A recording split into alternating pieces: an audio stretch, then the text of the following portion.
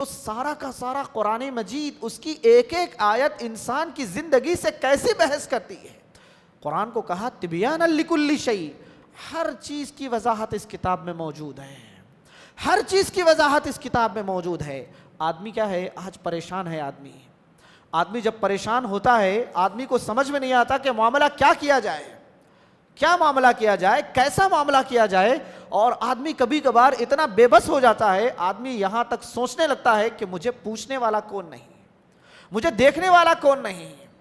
اللہ تبارک و تعالیٰ نے بیان فرمایا انا انزلنا الیکم کتابا فیہ ذکرکم، ہم نے ایسی کتاب قرآن مجید نازل کی ہے کہ اس کتاب میں تم میں سے ہر آدمی کا ذکر موجود ہے، ہر آدمی کا ذکر موجود ہے. یعنی کسی بھی انسان کو اللہ تعالیٰ نے ایسے ہی نہیں چھوڑا ہے. پیدا کرنے کے بعد انسان کو ایسے ہی بے لاگ اور بے لگام، بے ڈور، بے راہ اللہ تعالیٰ نے نہیں چھوڑا ہے. اس کو ایک کتاب دی ہے، کہا کہ اس کتاب کی روشنی میں اپنی زندگی کو آدمی سنوارے، اپنی زندگی کو آدمی نکھارے. اس کتاب میں ہر انسان کا ذکر موجود ہے. قرآن مجید نازل ہونے سے لے کر قیامت کی صبح تک جتنے بھی مرد پیدا ہوں گے، جتنی بھی عورتیں پیدا ہوں گی، ان تمام کا ذکر اللہ تبارک و تعالیٰ نے قرآن مجید میں رکھا ہے. ہم نے قرآن مجید کو بس ایسے سمجھ لیا ہے کہ قرآن مجید پڑھنا یہ صرف امام صاحب کی ذمہ داری ہے، اللہ معاف کرے. ہم نے یوں سمجھ رکھا ہے کہ قرآن مجید پڑھنا یہ صرف عربی کے بچوں کا کام ہے، قرآن مجید پڑھنا یہ مدرسے والوں کا کام ہے، قرآن مجید پڑھنا یہ صرف حافظ صاحبان کا کام ہے کہ حافظ صاحب قرآن مجید پڑھ لیں، بچے جا کر مسجد میں جا کے عربی پڑھ لیں، بچہ جا کر ٹیوشن میں عربی پڑھ لے، یہ بس ہمارا حق ادا ہو گیا.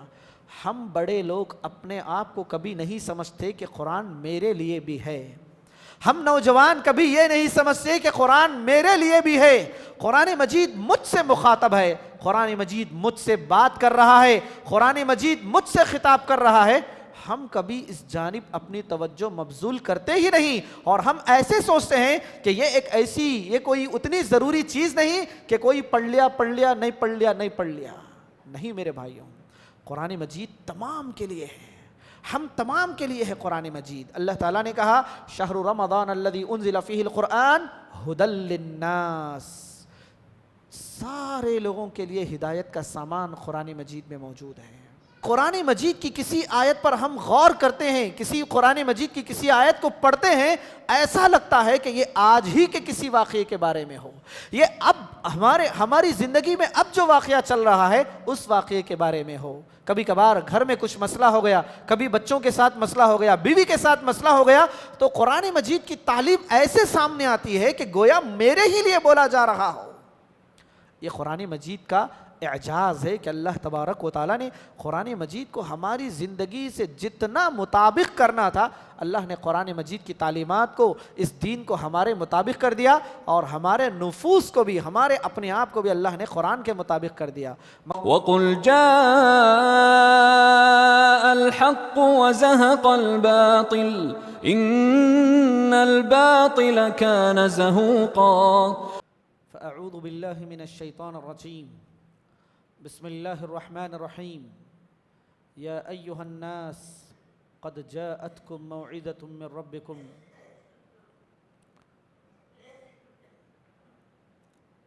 وقال النبی صلی اللہ علیہ وسلم ان اللہ تعالی یرفع بهذا الكتاب اقواما ويضع به آخرین. رب اشرح لي صدري ويسر لي امري واحلل عقدة من لساني يفقهوا قولي رب زدني علما سبحانك لا علم لنا الا ما علمتنا انك انت العليم الحكيم.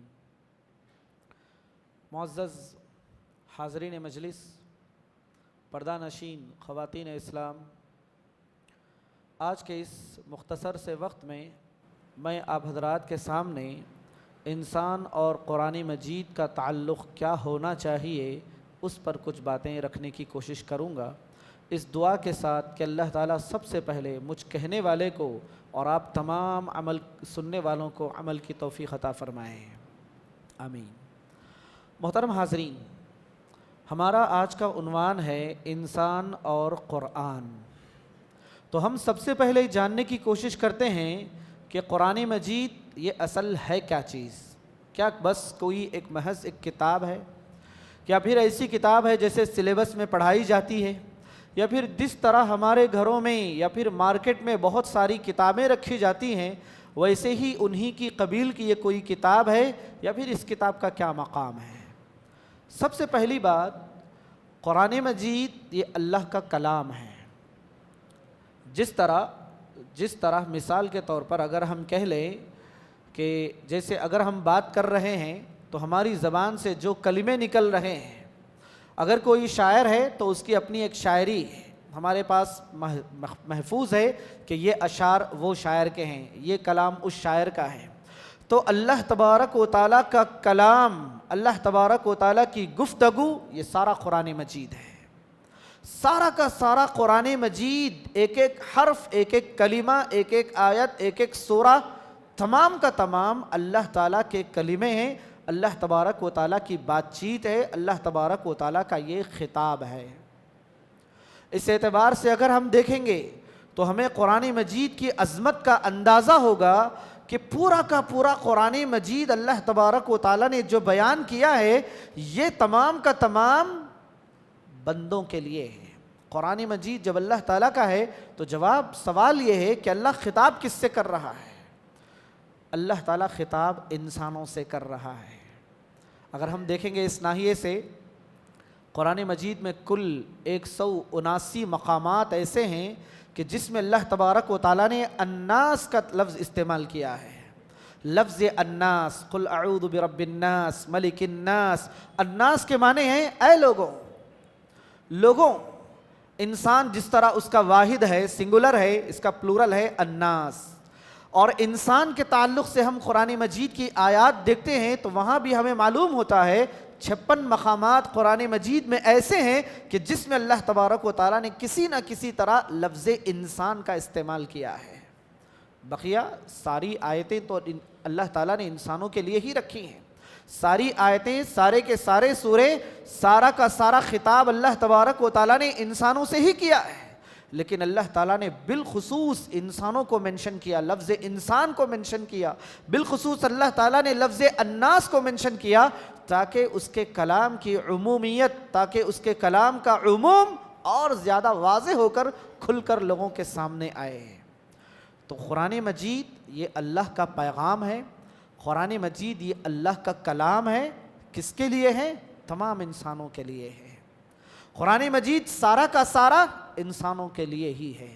اگر ہم پوچھیں کہ قرآن مجید کا سبجیکٹ کیا ہے، اس کا موضوع کیا ہے، اس کا موضوع ایک انسان کی زندگی ہے۔ قرآن مجید کا سبجیکٹ ہی، قرآن مجید کا موضوع، اس کا ٹاپک ہی انسان کی زندگی ہے۔ اللہ تعالیٰ نے قرآن مجید میں بتایا انسان کیا ہے، اسے کیا ہونا چاہیے۔ سابقہ قوموں کے بارے میں بتایا وہ قومیں کیا تھیں، ان کو کیسے ہونا چاہیے، ان قوموں نے کیا کیا، انہیں کیا نہیں کرنا چاہیے۔ اللہ تبارک و تعالیٰ نے پوری انسان کی زندگی سے بحث کی، یہاں تک کہ انسان کی پیدائش سے پہلے انسان ماں کے پیٹ میں کیسا رہتا ہے، انسان پیدا ہونے کا کیا معاملہ ہے، انسان اس کے بعد پیدا ہونے کے بعد انسان کے بچپن کا کیا مرحلہ ہے، انسان کی جوانی کا کیا مرحلہ ہے، انسان کے بڑھاپے کا کیا مرحلہ ہے، اس کی موت کا کیا مرحلہ ہے، اور موت کے بعد کی زندگی کا کیا مرحلہ ہے۔ قرآن مجید نے ایک ایک مرحلے کو بالتفصیل اپنے اندر بیان کیا ہے۔ اور پھر انسان میں مرد ہے تو اس کے معاملات کیا ہیں، انسانوں میں اگر عورت ہے تو اس کے کیا معاملات ہیں۔ انسان جس معاشرے میں جیتا ہے، جس دنیا میں جیتا ہے، جانوروں کے ساتھ، چرندوں کے ساتھ، پرندوں کے ساتھ انسان جیتا ہے، اٹھتا بیٹھتا ہے، تو ان کے معاملے میں تذکیر کا کیا معاملہ ہو سکتا ہے، قرآن مجید نے اس کو بیان کیا۔ یہ زمین، انسان سائنس کے اعتبار سے زمین کو دیکھا جائے تو بس ایک ایسا سیارہ ہے کہ جس میں لوگ رہتے بستے ہیں، لیکن قرآن مجید نے ان ساری چیزوں کو ایک بامقصد طور پر بتایا کہ ہم نے آسمان کو تمہارے لیے پیدا کیا، زمین کو تمہارے لیے پیدا کیا، ہواؤں کو ہم نے تمہارے لیے پیدا کیا۔ سائنس بتائے گی کہ بس پانی کا ایک سرکل ہے، سورج کی وجہ سے پانی اوپر جا رہا ہے، اور جب بادل بھر جا رہے ہیں تو بادل نیچے برس رہے ہیں۔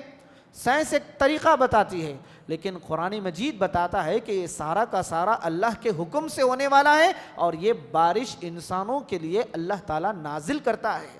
یعنی ہماری اطراف و اطناف کی زندگی کو، اطراف و اکناف کی زندگی کو، ہماری سراؤنڈنگز کو، ہمارے اٹھنے بیٹھنے کو ہم مرتب کیسے کریں، یہ پیغام ہمیں قرآن مجید دیتا ہے، ہمیں طرز حیات سکھاتا ہے، ہمیں زندگی کا سلیقہ سکھاتا ہے، ہمیں زندگی گزارنے کا طریقہ سکھاتا ہے۔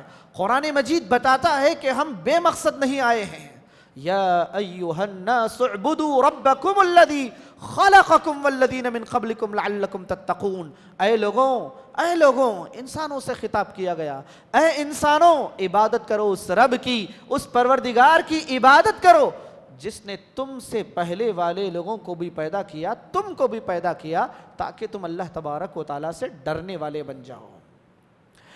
یعنی پوری انسانیت کو اللہ تعالیٰ نے پیدا کیا، اور پوری انسانیت سے اللہ کا مطالبہ یہی ہے، انسانیت اللہ کی عبادت کرے، انسانیت اللہ تعالیٰ کی عبادت کرے۔ اور اسی ناحیے کے لیے اللہ تعالیٰ نے قرآن مجید کو نازل کیا۔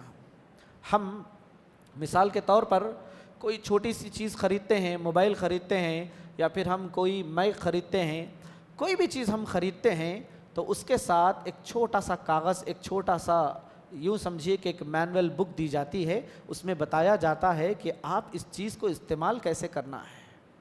یہاں تک کہ ایک چھوٹی سی شیمپو کی پیکٹ بھی اگر خرید رہے ہیں، چھوٹے سے اگر صرف کی پیکٹ بھی 2-3 روپے والی خرید رہے ہیں، تو اس میں بتایا جاتا ہے کہ آپ کو یہ چیز استعمال کیسے کرنا ہے۔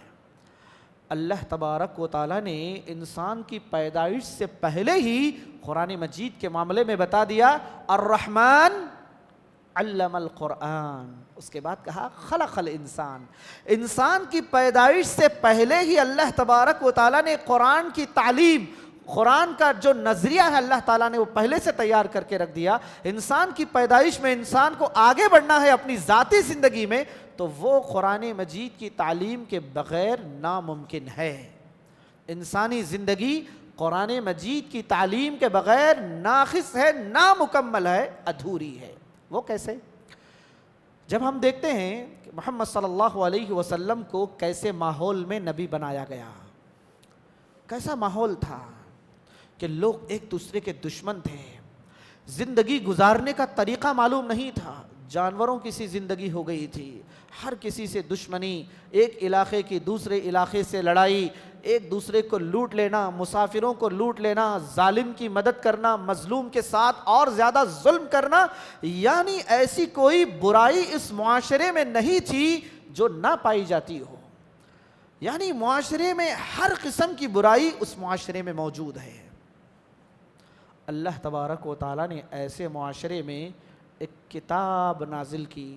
سورہ ابراہیم میں اللہ تبارک و تعالیٰ نے بیان فرمایا، لِتُخْرِجَ النَّاسَ مِنَ الظُّلُمَاتِ إِلَى النُّورِ۔ اے محمد صلی اللہ علیہ وسلم، ہم نے آپ کی طرف لوگوں کے لیے ہم نے آپ کی طرف ایک کتاب نازل کی ہے۔ اس کتاب کی روشنی میں آپ لوگوں کو اندھیرے سے نکالیے اور اجالے میں لائیے۔ اس کتاب کی روشنی میں لوگوں کو اندھیرے سے نکالیے۔ اندھیرا گناہوں کا اندھیرا، اندھیرا اللہ کی نافرمانی کا اندھیرا، اندھیرا اللہ تبارک و تعالیٰ کی ذات کے ساتھ شرک والا اندھیرا، ایسا اندھیرا کہ انسان کو بس اپنی ذات، اپنی خواہشات کے علاوہ کچھ دکھائی نہ دے، ایسا اندھیرا آپ لوگوں کو وہاں سے نکالیے۔ بِإِذْنِ رَبِّهِمْ، اللہ تبارک و تعالیٰ کی اجازت سے آپ لوگوں کو کیا کیجئے؟ اندھیرے سے نکالیے۔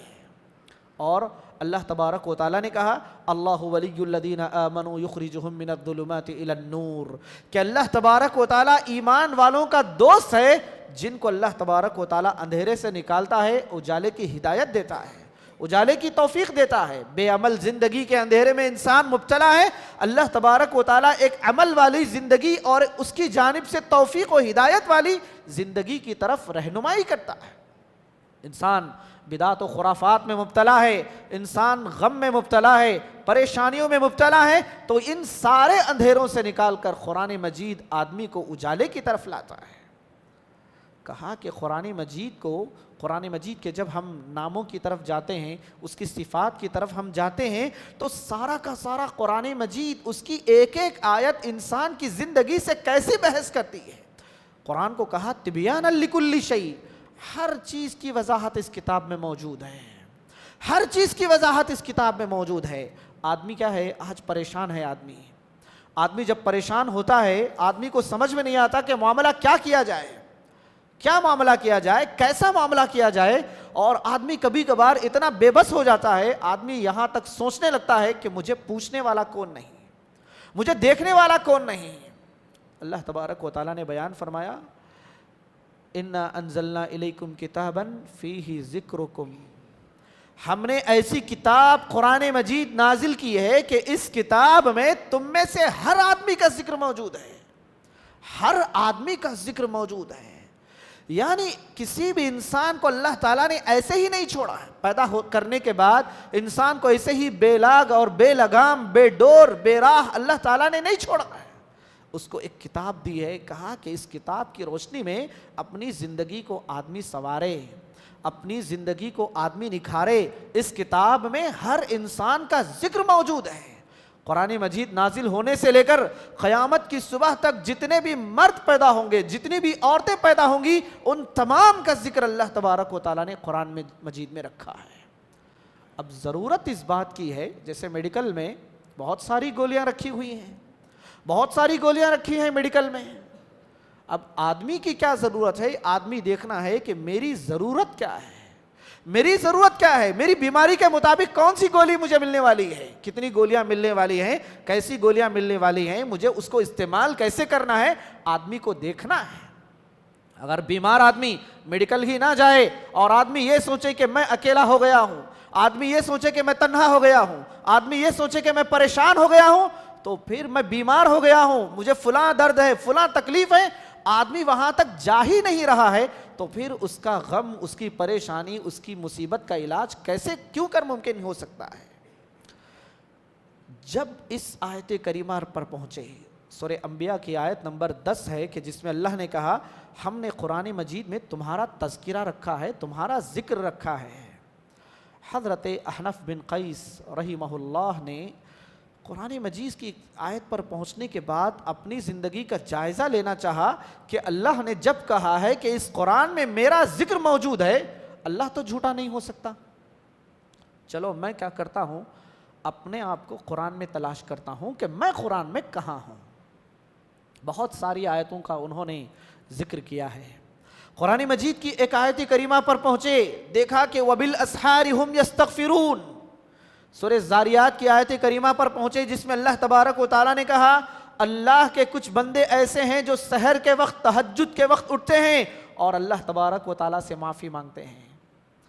حضرت احنف بن قیس رحمہ اللہ نے کہا کہ میں تو ایسا نہیں ہوں، میں تو تہجد کا پابند نہیں ہوں، میں تو سحر کے وقت میں اٹھ کے اللہ سے معافی مانگنے والا نہیں ہوں، یہ میں نہیں ہو سکتا۔ آیتوں اور زیادہ آیتوں کو پڑھتے رہے۔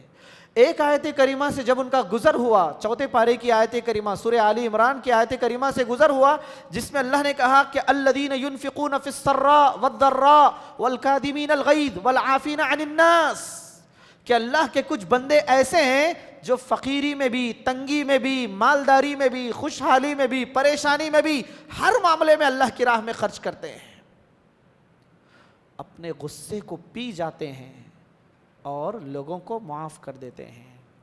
احنف بن قیس رحمہ اللہ کہتے ہیں کہ میں اس آیت کریمہ پر پہنچ کر دیکھا، میں نے سوچا کہ میں ایسا بھی نہیں ہوں، مایوس ہو گئے اور آیتوں کی طرف دیکھتے رہے۔ ایک آیت کریمہ میں کہا گیا کچھ لوگ ایسے ہیں وَإِذَا قِيلَ لَهُمْ، جب لوگوں سے کہا جاتا ہے لا الہ الا اللہ کی طرف آؤ، اللہ کے کلمے کی طرف آؤ، تو یستکبرون، یہ لوگ تکبر کرتے ہیں، گھمنڈ کرتے ہیں۔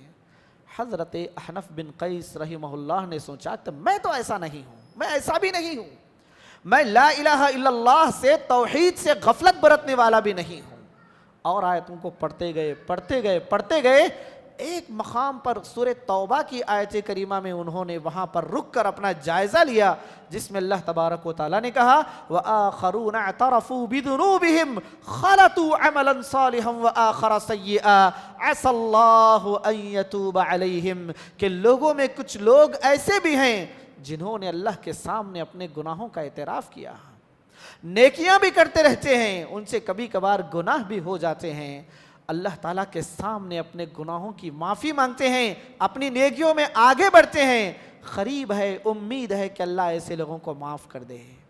اس آیت کریمہ پر پہنچنے کے بعد حضرت احنف بن قیس رحمہ اللہ نے کہا سبحان اللہ، میں یہاں پر ہوں قرآن مجید میں، اللہ نے جس کا ذکر کیا کہ آدمی اللہ کے سامنے گناہوں کی معافی مانگتا ہے، نیکیاں بھی کرتے رہتا ہے، اپنے آپ کو گناہوں سے بچانے کی کوشش بھی کرتا ہے، پھر بھی اس سے گناہ ہوتے رہتے ہیں، پھر اللہ سے معافی مانگتا ہے، پھر نیکیاں کرتے رہتا ہے، قریب ہے کہ اللہ ایسے لوگوں کو معاف کر دے۔ حضرت احنف بن قیس پکار اٹھے کہ میں یہاں پر ہوں، میرا ذکر یہاں پر ہے، قرآن مجید میں ہے۔ تو ہمیں بھی قرآن مجید کی جو تعلیم ہے، ہم نے قرآن مجید کو بس ایسے سمجھ لیا ہے کہ قرآن مجید پڑھنا یہ صرف امام صاحب کی ذمہ داری ہے، اللہ معاف کرے۔ ہم نے یوں سمجھ رکھا ہے کہ قرآن مجید پڑھنا یہ صرف عربی کے بچوں کا کام ہے، قرآن مجید پڑھنا یہ مدرسے والوں کا کام ہے، قرآن مجید پڑھنا یہ صرف حافظ صاحبان کا کام ہے کہ حافظ صاحب قرآن مجید پڑھ لیں، بچے جا کر مسجد میں جا کے عربی پڑھ لیں، بچہ جا کر ٹیوشن میں عربی پڑھ لے، یہ بس ہمارا حق ادا ہو گیا۔ ہم بڑے لوگ اپنے آپ کو کبھی نہیں سمجھتے کہ قرآن میرے لیے بھی ہے، ہم نوجوان کبھی یہ نہیں سمجھتے کہ قرآن میرے لیے بھی ہے، قرآن مجید مجھ سے مخاطب ہے، قرآن مجید مجھ سے بات کر رہا ہے، قرآن مجید مجھ سے خطاب کر رہا ہے۔ ہم کبھی اس جانب اپنی توجہ مبذول کرتے ہی نہیں، اور ہم ایسے سوچتے ہیں کہ یہ کوئی اتنی ضروری چیز نہیں کہ کوئی پڑھ لیا نہیں پڑھ لیا۔ نہیں میرے بھائیوں، قرآن مجید تمام کے لیے ہے، ہم تمام کے لیے ہے قرآن مجید۔ اللہ تعالیٰ نے کہا شہر رمضان الذی انزل فیہ القرآن ھدی للناس، سارے لوگوں کے لیے ہدایت کا سامان قرآن مجید میں موجود ہے۔ کہا کہ یا ایھا الناس قد جاءتکم موعظۃ من ربکم وشفاء لما فی الصدور، اے لوگوں اللہ کی جانب سے تمہارے لیے نصیحت آئی ہے۔ اب ہمیں جائزہ لینا ہے کہ ہمیں اللہ کی نصیحت کی کتنی ضرورت ہے۔ اگر ہم اپنے آپ کو یوں سمجھتے ہیں کہ مجھے اللہ کی نصیحت کی ضرورت نہیں ہے، تو یہ تو پھر ویسی ہی بات ہو گئی تھی کہ شیطان نے اللہ تبارک و تعالیٰ کی ذات کا، اللہ تبارک و تعالیٰ کے حکم کا انکار کر دیا، اللہ تبارک و تعالیٰ کے حکم کا انکار کر دیا۔ ہر آدمی کو نصیحت کی ضرورت ہے، اور یہ بھی کہا وَشِفَاءٌ لِمَا فِي الصُّدُورِ، قرآن مجید شفا ہے۔ عموماً ہم جب بھی شفا کا تصور کرتے ہیں، شفا کیا ہے؟ ہم جب بھی شفا کا تصور کرتے ہیں، ہماری آنکھوں کے سامنے شفا جسم کی بیماری ہی ہوتی ہے۔ سینے میں درد تھا، شفا مل گئی، ہاتھ میں درد تھا، شفا مل گئی، سر میں درد تھا، شفا مل گئی، بدن میں درد تھا، شفا مل گئی، اللہ نہ کرے کوئی معاملہ پیش آیا تھا بیماری کا، شفا مل گئی۔ ہم صرف شفا کا تصور اتنا ہی کرتے ہیں کہ شفا سے کیا ہوگا؟ جسمانی بیماری دور ہوگی، جبکہ قرآن مجید جب شفا کے بارے میں بات کرتا ہے تو قرآن مجید نے کہا کہ وَشِفَاءٌ لِمَا فِي الصُّدُورِ، منافقین کے بارے میں کہا فی قلوبہم مرض، ان کے دل بیمار ہیں، ان کے دلوں میں بیماری ہے۔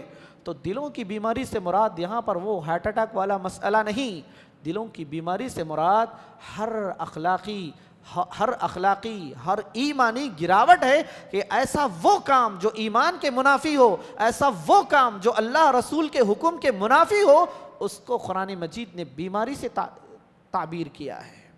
یعنی زندگی میں جو بھی اگر ہمارے عمل میں اگر کہیں کوتاہی ہے تو اس کوتاہی کا علاج قرآن مجید ہے۔ ہم اگر پریشان ہیں تو قرآن مجید اس کا علاج ہے، قرآن مجید کی تلاوت اس کا علاج ہے۔ ہم اگر کسی اور معاملے میں پریشان ہیں تو اس کا معاملہ بھی قرآن مجید ہی ہے۔ یہی وجہ ہے کہ اللہ تبارک و تعالیٰ نے جس طرح اللہ تبارک و تعالیٰ نے چیزوں میں برکت رکھی ہے، اسی طرح قرآن مجید کے الفاظ میں برکت ہے، قرآن مجید کے کلمات میں برکت ہے۔ سبحان اللہ، قرآن مجید کی کلمات کی برکت کی اگر ہم بات کریں تو ہمارے علاوہ جو دوسری مخلوق ہے بالخصوص جنات ہیں, اسی طرح شیاطین ہیں, یہ ان کو معلوم ہے کہ قرآن مجید کی تاثیر کیا ہے. جب کسی گھر میں قرآن مجید پڑھا جاتا ہے تو آپ صلی اللہ علیہ وسلم نے کہا جب کسی گھر میں سورہ بقرہ پڑھی جائے, جس گھر میں قرآن مجید پڑھا جائے وہاں سے شیطان بھاگ جاتا ہے. کیوں؟ اس لیے کہ شیطان کو قرآن مجید کی تاثیر معلوم ہے, اس کو معلوم ہے قرآن مجید کی تاثیر. صرف پڑھنے کا مطلب پڑھنا ہی سبق سنانا نہیں ہے. قرآن مجید پڑھنے سے جس طرح ایک تو عمل کرنا ہے, قرآن مجید کو پڑھنے سے جس طرح ہمیں ہمارے ایمان میں اضافہ ہوتا ہے کہ انما المؤمنون الذین اذا ذکر اللہ وجلت قلوبہم واذا تلیت علیہم آیاتہ زادتہم ایمانا, جس طرح قرآن مجید کو پڑھنے سے ایمان میں اضافہ ہوتا ہے, قرآن مجید کو پڑھنے سے جس طرح نیکیاں ملتی ہیں کہ ایک ایک حرف پر 10 نیکیاں ہیں, اسی طرح قرآن مجید کو پڑھنے سے آدمی شیاطین سے, بری بلاؤں سے, غم سے, احزان سے, ہم سے, حزن سے, تمام چیزوں سے آدمی محفوظ رہتا ہے. شرط یہ ہے کہ آدمی خود پڑھے, آدمی خود اس کی جانب متوجہ ہو. اگر یہ کسی بھی طب میں نہیں لکھا ہوا ہے, طب کے کسی بھی اصول میں نہیں لکھا ہوا ہے کہ گھر میں اگر 4 افراد بیمار ہیں, اگر 2 افراد دوائی کھا لیں گے تو 2 افراد کی بیماری ختم ہو جائے گی, ایسا نہیں ہو سکتا. میں اگر بیمار ہوں تو وہ مجھے ہی دوائی کھانی ہوگی, میں اگر بیمار ہوں تو دوائی مجھے ہی کھانی ہوگی, میں اگر بیمار ہوں تو میرا ہی علاج کیا جانا چاہیے, میں اگر بھوکا ہوں تو مجھے ہی کھانا کھانا چاہیے. یہاں پر وہ لاجک امی ابا والا لاجک نہیں چلے گا کہ اگر ماں کھائے گی تو بیٹا کھائے گا تو ماں کا پیٹ بھر جائے گا, یہاں وہ نہیں چلے گا. اگر کوئی آدمی اپنے آپ کو نفسیاتی طور پر بیمار سمجھتا ہے, ایمانی اعتبار سے بیمار سمجھتا ہے, تو اسے خود قرآن مجید پڑھنا ہوگا. قرآن مجید اگر پڑھنے نہیں آتا اس کی کوشش کرنی چاہیے. ہم موبائل فون کے زمانے میں رہتے ہیں, ہم سوشل میڈیا کے زمانے میں رہتے ہیں. اگر ہم قرآن مجید پڑھ نہیں سکتے تو اتنا سارا مواد قرآن مجید سننے کے لیے رکھا گیا ہے کہ ہم قرآن مجید سن کر یاد کر سکتے ہیں. ہمارے کتنے سارے بزرگ ہیں, ہمارے کتنے ہمارے رہنے والے گلی کوچوں میں کتنے سارے نوجوان ہیں جن کو لکھنا پڑھنا کچھ بھی نہیں آتا, ہزاروں گانے یاد ہیں, صفوں کے گانے یاد ہیں, سن کر یاد کیا ہے انہوں نے. کیا ہم اپنی اس صلاحیت کو قرآن مجید کے لیے استعمال نہیں کر سکتے؟ کیا ہم اپنی صلاحیت کو کہ کسی چیز کو سن کر بار بار دہرا کر یاد کرنے والی قابلیت کو قرآن مجید کے لیے استعمال نہیں کر سکتے کہ میں ایک سورہ 10 مرتبہ سنوں گا تو مجھے یاد ہو جائے گا, ایک قرآن مجید کی آیت کو میں 20 مرتبہ سنوں گا تو مجھے یاد ہو جائے گا. ایک مرتبہ یاد کرنا ہے اور زندگی بھر استعمال کرنا ہے. قرآن مجید کا ایک سورہ الحمدللہ رب العالمین الرحمن الرحیم مالک یوم الدین ایاک نعبد و ایاک نستعین آدمی ایک مرتبہ یاد کرے, زندگی بھر اس سورے کو استعمال کرتا پھرے. قل هو اللہ احد اللہ الصمد لم یلد ولم یولد ولم یکن لہ کفوا احد, ایک مرتبہ ہم نے زندگی میں یاد کیا, اب ہماری تقریباً ہر نماز میں ہم اسے پڑھتے ہیں, سنتوں میں ہم پڑھتے ہیں, پوری زندگی استعمال کرتے ہیں. تو کیا ایسا نہیں ہو سکتا کہ ہم قرآن مجید کا ایک حصہ 10 سورے 15 سورے 20 سورے چھوٹی چھوٹی آیتیں ہم بار بار قرآن مجید کی سنتے رہیں, سن کر کچھ سورے یاد کر لیں, پوری زندگی استعمال کرتے پھریں, اللہ کے پاس ثواب کمائیں. ان آیتوں کو بار بار پڑھنے سے, دیکھیے ایک اور بات, بار بار پڑھنے سے, جس طرح آیتوں کو بار بار پڑھنے سے ہم اپنی نمازوں میں پڑھتے ہیں, نماز کے علاوہ بھی قرآن مجید کو پڑھنے سے اس کی تاثیر ہوتی ہے. قرآن مجید کی تاثیر کے اگر واقعات کی بات کی جائے, قرآن مجید کی تاثیر کی واقعات کی بات کی جائے تو یہ ایک الگ معاملہ ہو جائے گا. چھوٹا سا واقعہ, حضرت طفیل بن عمرو الدوسی رضی اللہ عنہ بیان کرتے ہیں کہ میں اپنے علاقے قبیلے دوس کا بہت بڑا شاعر ادیب انسان تھا. جب میں مکہ آیا تو لوگوں نے آ کر میرے سامنے بتا دیا کہ وہاں پر محمد ملیں گے کعبۃ اللہ کے پاس, ان کے پاس جانا نہیں, ان کی بات سننا نہیں, ان کی بات سنو گے تو پھر بعد میں مسئلہ ہو جائے گا, محمد تمہارے دین کو برباد کر دیں گے, تمہیں اپنوں سے بچھڑا دیں گے. لوگوں نے مجھے کہی, بہت ساری باتیں کہی. میں نے اپنے دونوں کانوں میں روئی رکھ لی اور میں نے سوچا کہ اب میرے کانوں میں محمد کا کلام نہیں پڑھے گا, کانوں کو بند کر لیا.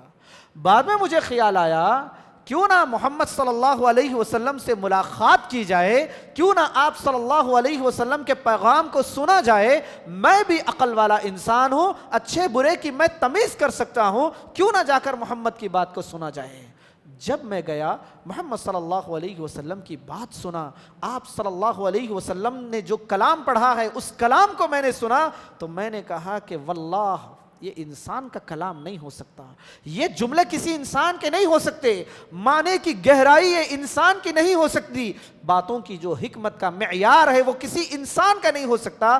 میری زندگی بدل گئی، یعنی قرآن مجید کو ایک مرتبہ سننے سے زندگی بدل گئی، قرآن مجید کو ایک مرتبہ پڑھنے سے زندگی بدل گئی۔ حضرت عمر بن خطاب رضی اللہ عنہ کا واقعہ ہے کہ عمر بن خطاب ایمان لانے کی وجہ سے اپنی بہن کو مار رہے تھے، بہن مار کھاتی جا رہی تھی، کہا کہ جب تم مجھے مار رہے ہو تو ذرا اس کلام کو بھی سن لو۔ حضرت عمر بن خطاب نے جب کلام سنا تو حضرت عمر بن خطاب کی زندگی بدل گئی، مسلمان ہو گئے، مسلمانوں کے خلیفہ ہوئے، اور ایسے خلیفہ ہوئے اسلامی تاریخ میں جن کا نام روشن ہے۔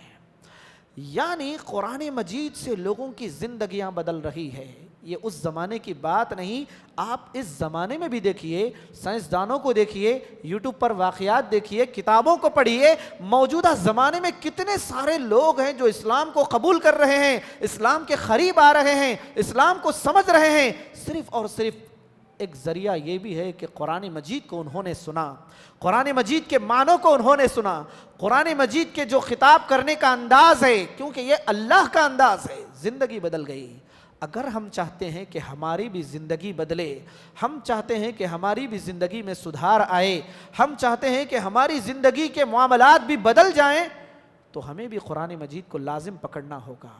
بہت سارے واقعات اگر ہم بات کریں گے تو قرآن مجید کا ایک انداز ہے، قرآن مجید آدمی کو چیلنج دیتا ہے، کہا کہ فَاعْتَبِرُوا يَا أُولِي الْأَبْصَارِ، فَاعْتَبِرُوا يَا أُولِي الْأَبْصَارِ، اے لوگوں جن کو آنکھیں دی گئی ہیں وہ عبرت حاصل کرو۔ یعنی آدمی دیکھے گا، آدمی سوچے گا، ارے یہاں تو کہا جا رہا ہے، بعض آیتوں میں کہا قرآن مجید میں عقل والوں کے لیے نصیحت ہے، قرآن مجید کے لیے، قرآن مجید میں غور کرنے والوں کے لیے نصیحت ہے، قرآن مجید میں عبرت حاصل کرنے والوں کے لیے نصیحت ہے۔ آدمی چونک پڑے گا، میں عقل والا سمجھتا ہوں اپنے آپ کو، اور میں نے قرآن مجید سے اب تک استفادہ نہیں کیا، میں نے عمل نہیں کیا قرآن پر، کیسی چیز ہے، پڑھ کر دیکھیں گے۔ موجودہ زمانے میں بھی یورپ، امریکہ میں جتنے بھی باہر کے کنٹریز ہیں، قرآن مجید کی وجہ سے اسلام تیزی سے پھیل رہا ہے۔ ہمارے پاس میڈیا کے ذریعے کچھ ایسے واقعات کبھی کبھار سامنے بھی آتے ہیں کہ کوئی قرآن کی بے حرمتی کر رہا ہے، لیکن اس سے زیادہ واقعات، گھروں کے بدلنے کے واقعات، لوگوں کے بدلنے کے واقعات، کئی سارے افراد کی زندگی کی تبدیلی کا سب سے بڑا سبب قرآن مجید ہے۔ ہم مسلمانوں نے کیا کر دیا ہے اس کے ساتھ؟ ہم یوں سمجھ رہے ہیں کہ ہم پیدائشی طور پر مسلمان گھرانے میں پیدا ہوئے ہیں، اگر ہم نماز کا طریقہ دیکھ لیں، کچھ نمازیں پڑھ لیں، اور پھر ہم اخلاق والے ہو جائیں جہاں تک ہو سکے، ہمارے لیے اتنا ہم کافی سمجھ کے بیٹھ گئے ہیں۔ یہی بات ہے، ہم نے نہیں سوچا کہ قرآن مجید میں مجھے مزید عمل کرنا چاہیے، مجھے قرآن مجید کو پڑھنا چاہیے، مجھے قرآن مجید کو سیکھنا چاہیے۔ قرآن مجید کے بارے میں بار بار بیانات میں جب بولا جاتا ہے، اس کی تاثیر کے بارے میں مجھے اس سے کچھ لینا چاہیے، اس سے کچھ اخذ کرنا چاہیے۔ اللہ نے بار بار 20 پر 3 سال کے عرصے میں قرآن مجید کو نازل کیا۔ کیسی کیسی باتیں اللہ نے کہیں۔ ایک بات اللہ تعالیٰ نے انسان کے بارے میں، انسان کی جو فطرت ہے، اللہ تعالیٰ نے انسان کے بارے میں ایک بات کہی کہ وَإِذَا مَسَّ الْإِنسَانَ ضُرٌّ دَعَانَا لِجَنبِهِ أَوْ قَاعِدًا أَوْ قَائِمًا فَلَمَّا كَشَفْنَا عَنْهُ ضُرَّهُ مَرَّ كَأَن لَّمْ يَدْعُنَا إِلَىٰ ضُرٍّ مَّسَّهُ۔ ہم لوگوں کے بارے میں بولتے ہیں کہ فلاں انسان مطلبی ہے، فلاں انسان مطلبی ہے، وہ انسان ضرورت کے وقت یاد کرتا ہے، ہم لوگوں کے بارے میں تبصرہ کرتے ہیں۔ اللہ تعالیٰ نے یہ تبصرہ 1400 سال پہلے، 1450 سال پہلے انسان کے بارے میں کر دیا۔ انسان انتہائی مطلبی ہے، خود غرض ہے، جب اسے اللہ کی ضرورت ہوتی ہے تو کروٹ کروٹ اللہ کو یاد کرتا ہے، تکلیف میں ہوتا ہے، مصیبت میں ہوتا ہے، پوری رات کا ایک ایک پہلو، ایک ایک سانس کے ساتھ، ایک ایک آہ کے ساتھ اللہ کو پکارتا ہے۔ اور فلما کشفنا عنہ ضرہ، اور جب ہم اس کی مصیبت کو دور کر دیتے ہیں تو انسان ایسے ہمارے سے غافل ہو جاتا ہے کہ جیسے کبھی اس کو مصیبت تھی نہیں اور اس نے کبھی ہمیں پکارا نہیں۔ یعنی انسان سائیکالوجی کے اعتبار سے انسان کی ایک فطرت ہے، اس کو اللہ نے 1450 سال پہلے بیان کر دیا۔ یہ قرآن مجید کا اعجاز ہے، کیونکہ یہ وہ بنانے والا یہی ہے، اس چیز کو بنانے والا ہی بہتر جانتا ہے کہ یہ کب تک چلے گی، کتنا چلے گی۔ انسان کو بنانے والا اللہ تبارک و تعالیٰ بھی جانتا ہے کہ یہ اس کی فطرت کیا ہونے والی ہے، یہ کیسے ہونے والا ہے۔ کبھی کہا کہ خلق ضعیفا، انسان کمزور پیدا کیا گیا ہے، بہت کمزور پیدا کیا ہے۔ فَلْيَنْظُرِ الْإِنسَانُ مِمَّا خُلِقَ خُلِقَ مِن مَاءٍ دَافِقٍ، انسان دیکھے کہ وہ کس چیز سے پیدا کیا گیا ہے، ایک حقیر سے پانی کے نطفے سے پیدا کیا گیا ہے، حقیر سے پانی کے نطفے سے پیدا کیا گیا ہے۔ انسان کو اپنی ذات پر غور کرنا چاہیے، یعنی ایک ایسی سائنس آ کر اب بتا رہی ہے انسان کی پیدائش کیسے ہوتی ہے۔ سائنس آ کر بتا رہی ہے کہ انسان یہ مرحلے سے پیدا ہوتا ہے، میاں بیوی کے ملنے سے پیدا ہوتا ہے، اور اس کے پیدا ہونے کے پہلا مہینہ ایسا ہوگا، دوسرا مہینہ ایسا ہوگا، تیسرا مہینہ ایسا ہوگا، 4 مہینے ایسے ہوں گے، اس کے بعد یہ ہوگا وہ ہوگا۔ سائنس بتا رہی ہے، اللہ تعالیٰ نے 1450 سال پہلے بتا دیا، یا ایھا الناس ان کنتم فی ریب من البعث فانا خلقناکم من تراب۔ اے لوگوں، آخرت کے معاملے میں اگر آپ کو کوئی شک و شبہ ہے تو آپ کو معلوم ہونا چاہیے کہ ہم نے آپ کو مٹی سے پیدا کیا، اس کے بعد ہم نے آپ کو پانی سے پیدا کیا، خون کا لوتھڑا بنا، وہ پھر خون کے لوتھڑے کے بعد فَكَسَوْنَا الْعِظَامَ لَحْمًا، آگے اللہ تبارک و تعالیٰ نے کہا اسی کے خون کے لوتھڑے کو ہم نے گوشت بنایا، اسی گوشت کو پھر ہم نے ہڈی بنائی، ہڈی کے اوپر گوشت چڑھایا۔ اللہ تعالیٰ نے ایک تفصیل بیان کی ہے۔ انسان اب سوچ کر ڈاکٹر کچھ بولے تو انسان پریشان ہوتا ہے کہ ڈاکٹر ایسا بھی بول دیا، ویسا بھی بول دیا، ویسا بھی بول دیا۔ اللہ تبارک و تعالیٰ نے ساری چیزیں 1450 سال پہلے قرآن مجید کے ذریعے انسان کو بتا دی۔ اور قرآن مجید کی اگر ہم مزید خصوصیات کو دیکھتے ہیں، قرآن مجید کی ایک خصوصیت یہ بھی ہے کہ یہ آدمی کو کنفیوز نہیں کرتا آدمی کو۔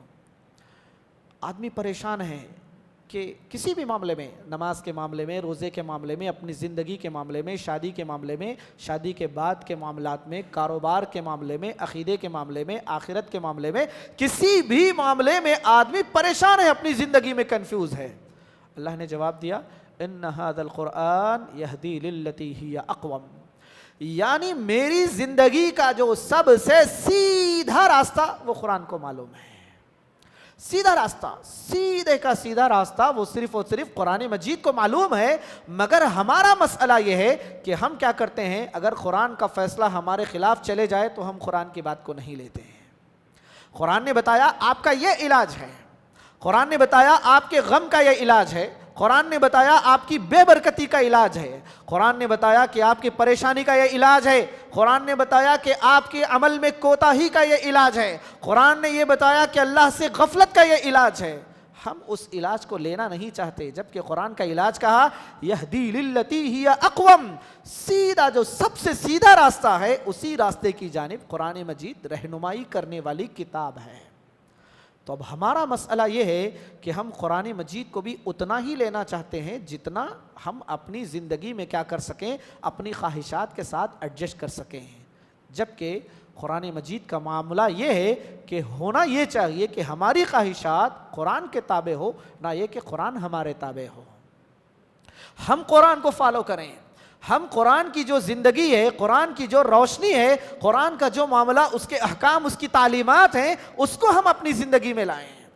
ہم اپنی بگڑی کو سنوارنے کے لیے قرآن کی طرف جائیں، نہ ایسا ہو کہ اللہ تبارک و تعالیٰ نے بیان فرمایا کہ کچھ لوگ تھے ایسے، لوگوں نے دیکھا کہ محمد صلی اللہ علیہ وسلم کی تعلیمات ہیں جو ہماری خواہش کے خلاف ہیں۔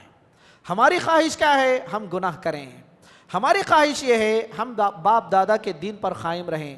ہماری خواہش کیا ہے کہ ہم فلاں کریں، فلاں کریں، فلاں کریں۔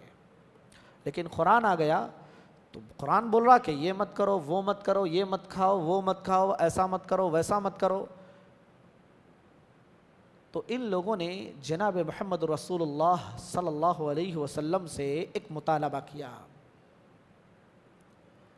کہا کہ ان الذین لا یرجون لقاء نأتی بقرآن غیر ھذا او بدل۔ ان لوگوں نے کہا کہ وہ لوگ جو اللہ تعالیٰ سے مرنے کے بعد اللہ سے ملاقات کی خواہش اور امید نہیں رکھتے، ان لوگوں نے یہ کہا محمد صلی اللہ علیہ وسلم سے آپ اس کی جگہ کوئی اور قرآن لائیے، لقاءنا ائتنا بقرآن غیر ھذا، یہ پورا کا پورا قرآن کیا کر دیجئے، آپ بدل دیجئے، یا پھر آپ کیا کر دیجئے اس کی آیتوں کو جہاں جہاں ہم بولیں گے وہاں پر اس کو کٹ کر دیجئے۔ تو محمد صلی اللہ علیہ وسلم نے جواب دیا کہ قل انی اخاف ان عصیت ربی عذاب یوم عظیم، کہ مجھے خود بھی اختیار نہیں ہے کہ اس قرآن میں تبدیلی کر سکوں، اس قرآن کو بدلنے کا مجھے بھی اختیار نہیں ہے، اگر میں بدلوں گا تو اللہ تعالیٰ مجھے بھی عذاب دے گا، اور میں اللہ کے عذاب سے میں ڈرتا ہوں، میں اللہ کے عذاب سے بچنا چاہتا ہوں۔ یہ کس سے بلوایا جا رہا ہے؟ صاحب قرآن، جس پر قرآن نازل کیا، اسے بھی اختیار نہیں کہ اپنے خواہش کے مطابق قرآن کر لے، اس کو بھی کہا گیا قرآن کی اتباع آپ کو بھی کرنی ہے۔ اتبع ما انزل الیک من ربک، کہ جو اللہ تبارک و تعالیٰ کی طرف سے نازل کیا گیا ہے محمد صلی اللہ علیہ وسلم، آپ بھی اسی کی اتباع کیجیے، آپ بھی اسی کی اتباع کیجیے۔ تو یعنی قرآن مجید کو اپنی زندگی میں اپنانے کے علاوہ کوئی چارہ نہیں ہے۔ قوموں کا تذکرہ، اللہ تعالیٰ نے قوموں کا تذکرہ کیا۔ ہم دیکھتے ہیں کہ کبھی کبھار ہوتا یہ ہے، قرآن مجید کی کوئی سمجھیے کوئی مسئلہ ہو گیا، جیسے مثال کے طور پر آج ہی کا مسئلہ لے لیجئے، دمشق میں جو مسئلہ چل رہا ہے کہ وہاں پر جو بشار الاسد نامی ظالم فرعون تھا موجودہ وقت کا، وہاں کے شہریوں کو اس سے نجات ملی ہے۔ یہ ایک واقعہ ہے، یہ آج کا واقعہ ہے، مگر آپ دیکھیں گے کہ اللہ تبارک و تعالیٰ نے ظلم کے بارے میں 1450 سال پہلے بتا دیا۔ اللہ تعالیٰ نے ظالم حکمران کے بارے میں، ظالم بادشاہوں کے بارے میں 1450 سال پہلے بتا دیا کہ ظالموں کا انجام کیا ہونے والا ہے۔ وَلَا تَحْسَبَنَّ اللَّهَ غَافِلًا عَمَّا يَعْمَلُ الظَّالِمُونَ، کہ ظالم جو کر رہے ہیں اللہ اس سے غافل نہیں ہے۔ انما یؤخرهم لیوم تشخص فیہ الابصار، فیہ القلوب والابصار، کہ اللہ تبارک و تعالیٰ نے کہا کہ اللہ تعالیٰ ظالم کو مہلت دیتا ہے۔ ایک ظالم کو مہلت مل رہی تھی، 12 سال سے 13 سال سے مہلت مل رہی تھی، اللہ تعالیٰ نے اس ظلم کا خاتمہ کر دیا۔ یعنی قرآن مجید کی کسی آیت پر ہم غور کرتے ہیں، کسی قرآن مجید کی کسی آیت کو پڑھتے ہیں، ایسا لگتا ہے کہ یہ آج ہی کے کسی واقعے کے بارے میں ہو، یہ اب ہماری زندگی میں اب جو واقعہ چل رہا ہے اس واقعے کے بارے میں ہو۔ کبھی کبھار گھر میں کچھ مسئلہ ہو گیا، کبھی بچوں کے ساتھ مسئلہ ہو گیا، بیوی کے ساتھ مسئلہ ہو گیا، تو قرآن مجید کی تعلیم ایسے سامنے آتی ہے کہ گویا میرے ہی لیے بولا جا رہا ہو۔ یہ قرآن مجید کا اعجاز ہے کہ اللہ تبارک و تعالیٰ نے قرآن مجید کو ہماری زندگی سے جتنا مطابق کرنا تھا، اللہ نے قرآن مجید کی تعلیمات کو، اس دین کو ہمارے مطابق کر دیا، اور ہمارے نفوس کو بھی، ہمارے اپنے آپ کو بھی اللہ نے قرآن کے مطابق کر دیا۔ مگر کبھی کبھار ماحول خراب ہونے کی وجہ سے، کبھی تربیت صحیح نہ ہونے کی وجہ سے، کبھی ہماری ترجیحات، ہمارا سلیکشن صحیح نہ ہونے کی وجہ سے ہم صحیح راستے سے بھٹک جاتے ہیں۔ ہمیں ضرورت ہے کہ ہم پھر دوبارہ قرآن مجید کی طرف آئیں۔ میں نے حدیث آپ حضرات کے سامنے پڑھی، اللہ کے رسول صلی اللہ علیہ وسلم نے بیان کیا، ان اللہ تعالی یرفع بهذا الکتاب اقواما ویدع به آخرین، کہ اللہ تعالیٰ قوموں کو ترقی بھی اسی وقت دے گا جب وہ قرآن پر عمل کریں گے، اور عمل نہ کرنے کی وجہ سے اللہ لوگوں کو زوال کی طرف ڈھکیل دے گا۔ ایک فرد کا معاملہ ہو، ایک گھر کا معاملہ ہو، ایک معاشرے کا معاملہ ہو، ایک گاؤں کا معاملہ ہو، سارا کا سارا معاملہ اللہ کا یہی ہے، وَلَن تَجِدَ لِسُنَّةِ اللَّهِ تَبْدِيلًا، اللہ کا قانون بدلنے والا نہیں کہ آدمی کیا کرے، قرآن پر عمل کرنا شروع کرے، تبھی اس کی زندگی میں برکت آئے گی، تبھی اس کی زندگی آگے بڑھے گی۔ اگر ہم قرآن مجید سے غفلت برتیں گے، قرآن مجید کی آیتوں کو پس پشت ڈال دیں گے، ہم یوں سمجھے کہ مجھے قرآن کی ضرورت نہیں ہے، تو پھر اللہ نے کہا کہ وَمَنْ أَعْرَضَ عَنْ ذِكْرِي فَإِنَّ لَهُ مَعِيشَةً ضَنْكًا، کہ جو قرآن سے منہ پھیر لے گا ہم اس کی زندگی کو مشکل بنا دیں گے۔ جب بھی ہمیں لگنے لگے کہ میری زندگی مشکل میں ہے، ہمیں سوچنا چاہیے کہ کہیں ہم نے اللہ سے اور اس کے کلام سے منہ تو نہیں موڑ لیا۔ جب بھی آدمی کے لیے آدمی کی آنکھیں کھلیں، لگے کہ میں آج غم زدہ ہوں، پریشان ہوں، میرے اوپر پریشانیوں کا بوجھ ہے، یہ میں کہاں گر گیا ہوں، آدمی کو دیکھنا یہ چاہیے کہ میں نے اللہ کو، اس کے کلام کو میں نے کتنی اہمیت دی ہے۔ اللہ کا وعدہ ہے جو قرآن کے قریب آ جائے گا قرآن کی برکتیں اسے ملیں گی۔ جب آدمی برکتوں سے محروم ہو رہا ہے تو وہ اللہ سے دور ہو رہا ہے۔ اپنا جائزہ لینے کی ضرورت ہے، اپنا جائزہ لینے کی ضرورت ہے۔ قرآن مجید جیسا کہ میں نے کہا پڑھنے پر بھی سکون ہے، قرآن مجید میں سکون ہے، قرآن مجید میں نشاط ہے، قرآن مجید میں زندگی ہے، اور پھر قرآن مجید پڑھنے میں ثواب الگ ہے، ثواب الگ ہے پڑھنے میں۔ اور اس کے بعد قرآن یاد کریں گے تو نماز کے لیے بھی ہے، اور ان ساری چیزوں کے علاوہ قرآن مجید میں ثواب ہے، شفا ہے، حکمت ہے۔ جب عملی زندگی میں اسے لائیں گے تو اس کی بھی برکتیں ہیں۔ ہمارا مسئلہ یہ ہے کہ ہم کیا نہیں کرنا چاہتے، اپنی زندگی کا جو پروفٹ ہے وہ قرآن مجید کے بدلے میں ہم اس کو چھوڑنا نہیں چاہتے ہیں۔ قرآن کی ایک تعلیم ہے اور ہمارے اپنے نظریے سے قرآن مجید کی ایک بات ہے، تو ہم کیا کریں گے، قرآن مجید کو چھوڑ دیں گے۔ اب جو ہونا ہے، اب جو معاملہ ہے، جو گھاٹا یہاں ہونے والا ہے، جو سودا ہونے والا ہے، یہاں پر جو فائدہ ہونے والا ہے، ہم اس کی طرف توجہ کریں گے۔ قرآن مجید کی ایک آیت کریمہ ہے، سلف صالحین جب کبھی گناہ کا خیال آتا تو قرآن مجید کی ایک آیت سے اپنے آپ کو نصیحت کرتے تھے، کہتے تھے قل اذالک خیر ام جنت الخلد التی وعد المتقون، کہتے تھے کہ یا یہ کام بہتر ہے، اب جو میں گناہ کرنے جا رہا ہوں وہ گناہ بہتر ہے یا اللہ کی جنت بہتر ہے۔ یعنی ہماری زندگی میں ایک موٹیویشن کے طور پر اگر ہم لیں گے تو قرآن مجید جیسا موٹیویشن، قرآن مجید جیسا ہماری زندگی میں نصیحت کرنے والا کوئی اور ہو نہیں سکتا۔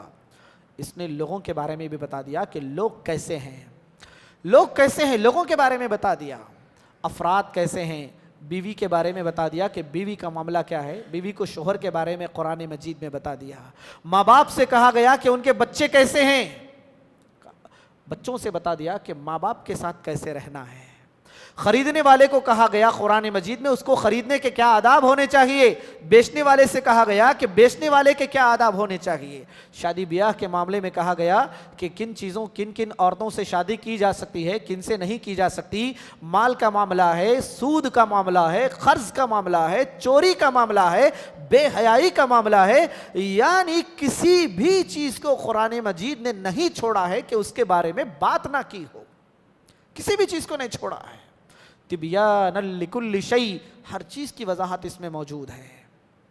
ایک صاحب اڑ گئے، جب یہ واقعہ بیان کیا گیا تو ابھی قریب کا ہی ایک واقعہ ہے کہ ایک صاحب اٹھ کر بولے چلو بتاؤ کہ آج مارکیٹ میں ٹماٹر کتنے روپے کلو ہے، قرآن کی روشنی میں بتاؤ، قرآن کی روشنی میں بتاؤ کہ آج مارکیٹ میں کیا ہونے والے ہیں، ٹماٹر کی قیمت کیا ہے، ترکاری کی قیمت کیا ہے۔